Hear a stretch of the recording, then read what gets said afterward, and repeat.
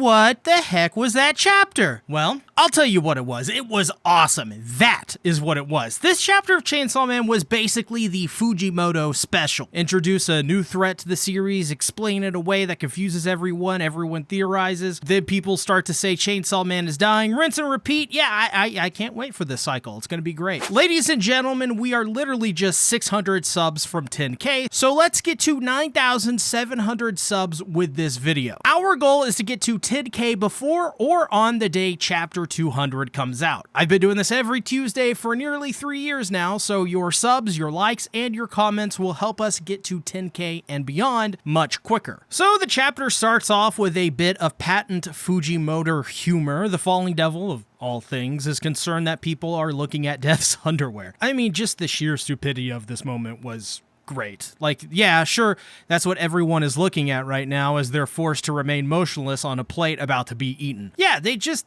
got to get a peek at Death's underwear. That's what we're here for, nothing else at all. Move along, nothing to see here, but underwear, of course. Also, the fact Death actually shows that she was concerned about that too, that's just peak Death. If you were under the impression that after this big reveal, Death wasn't a girl failure, then think twice, because she clearly didn't realize at all what she was doing until Falling said something.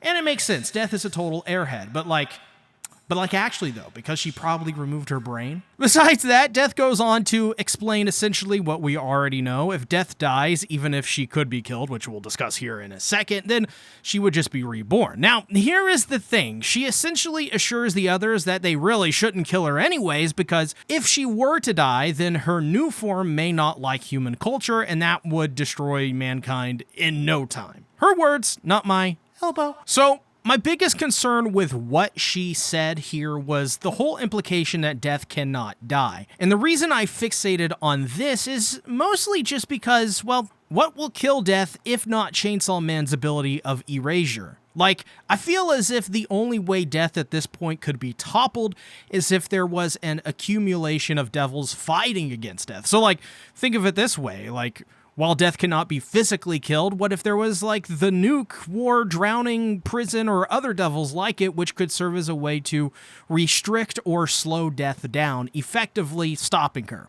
I think we should really start thinking about what could stop Death from here on out, because what is said next is really not a great sign for what is potentially coming next in this arc. Fujimoto, being the devil that he is, has seemingly turned the Chainsaw Man devil into this brilliant voice of the Chainsaw Man community along with Fami, because for the second chapter in a row, he has basically just been spouting off all of our theories. He starts off by simply asking Death, just don't do any of it? Like, can she just, like, not?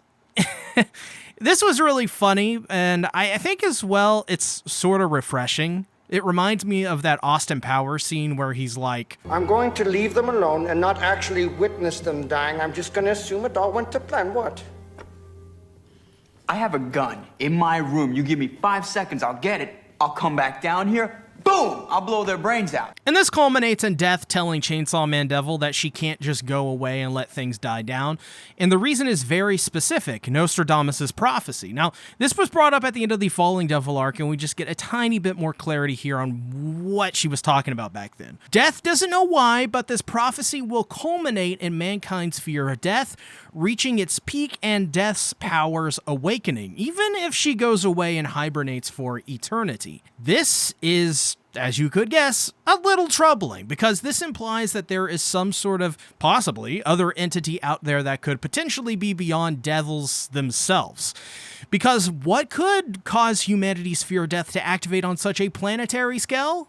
Well, here's my wild-ass theory, which is, probably 100% incorrect, but a bit of an interesting thought, and building off some of the videos that we did during the Chainsaw Man Church arc. If there are devils, shouldn't that imply that there are angels too? We also know Fujimoto has constantly referenced Evangelion quite a bit in this arc and previous arcs as well, and in Evangelion there are angels which come down to start what is essentially the apocalypse. So what if devils are simply just the opposite of angels, and what if the angels are like biblical angels? Think of that scene in Stellar Blade where Eve uses a railgun to annihilate a literal biblically accurate angel.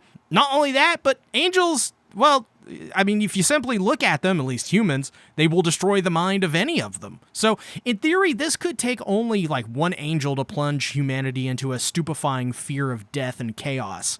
Like I said, probably wrong here, but Death's implication that she has no idea why her powers will activate makes me think that if Death itself is unsure of the future, then there must be a bigger threat that we can't even comprehend right now. Or at least that's kind of what is leading me to possibly think there could be. So Fammy hearing this is like, well, just let Chainsaw Man eat you so you can be erased and humanity won't ever fear death and this threat won't be a threat. Basically, this was my theory for the longest while now, actually. Have Yoru eat death and start a perpetual forever war.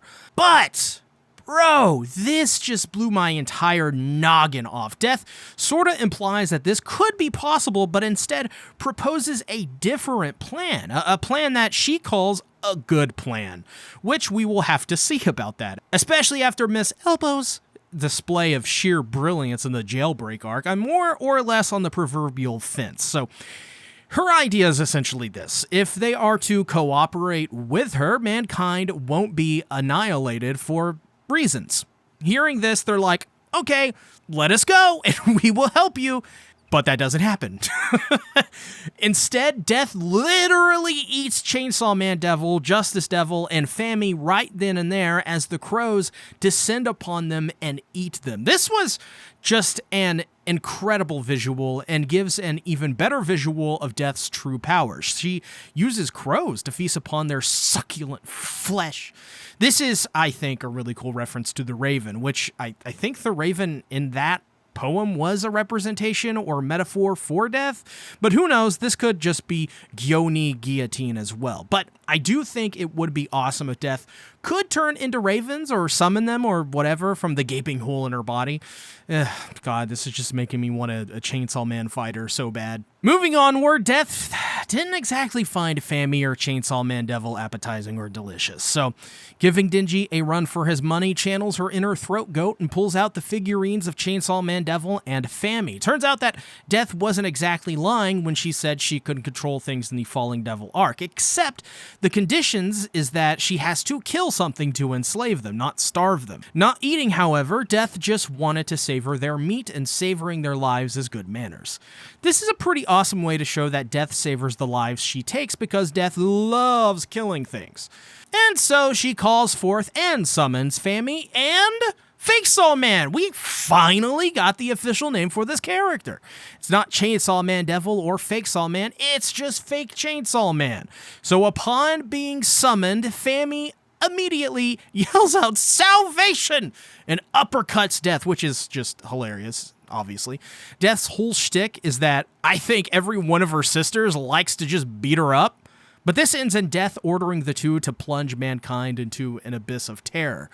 And as we see, they are forced to obey her every whim. So let's talk about it. This chapter was just absolutely insane, and I think that Chainsaw Man is heading in a direction that probably will require a part 3. I just think that there has to be something bigger than Death, and that threat has to be set up and revealed properly. I mean, the Death reveal is a crazy twist in of itself, but I'm thinking there has to be another twist on the level of something like a fourth impact, the Marley reveal, or the countrywide transmutation circle. Like, I think we're missing that insane, big, earth-shattering twist right now, right? So where do we go from here? Well, I think Fammy and Fake Chainsaw Man are going to face off against Yoru and Asa and Denji respectfully, or vice versa even. I could even, see an appeal to have them both face off against either of the two, like Yoru for Fake Chainsaw Man or Denji for Fammy, or just, obviously the obvious matchups. But I think we should just be wholly prepared for just one of the most insane fights or just stretches in all of Chainsaw Man, because this is going to take a lot of fighting to take down the Death Devil. I think from here on out, we are going to be enveloped in some of the best fights of the entire series, even better than Part 1's Bomb Girl arc or Gun Devil arcs. I mean, it's probably going to be that good. So subscribe. You don't want to miss any of these videos and shorts content that we'll be producing here on out. It's going to be massive. As well, join my Discord community where we talk about Dawn to Dawn, Chainsaw Man, my main channel, anime and essay stuff. The bi-weekly devil has been eaten by Chainsaw Man, and I'll see you guys next week. So, bye-bye!